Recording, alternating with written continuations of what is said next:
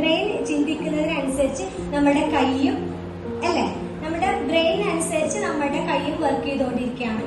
എങ്ങോട്ടാണ് ആ എന്ന് പറയുമ്പോൾ എന്താണ് ലെറ്റർ, അപ്പൊ അതിനനുസരിച്ച് നമ്മൾ അറിയാതെ തന്നെ കൈ മൂവ് ചെയ്യും.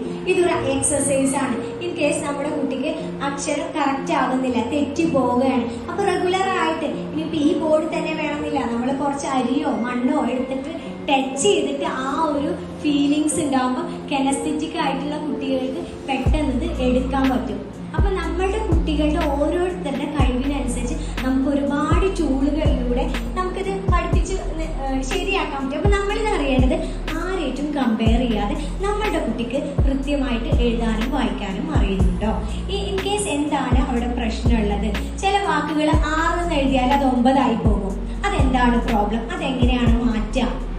അപ്പൊ നമ്മള് ബേസിക്കലി നമ്മുടെ കുട്ടിയുടെ ഓരോ സ്റ്റേജിനനുസരിച്ചും ഇപ്പൊ 5-ാം വയസ്സിൽ 6-ാം വയസ്സിൽ അവർക്ക് വേണ്ട എല്ലാ ലേണിങ്ങുമായി ബന്ധപ്പെട്ട് എല്ലാ കാര്യത്തിലും അവർ ഫിറ്റ് ആണ്. നമുക്കറിയാലോ, റിസൾട്ട് വരുമ്പോഴും അറിയാം.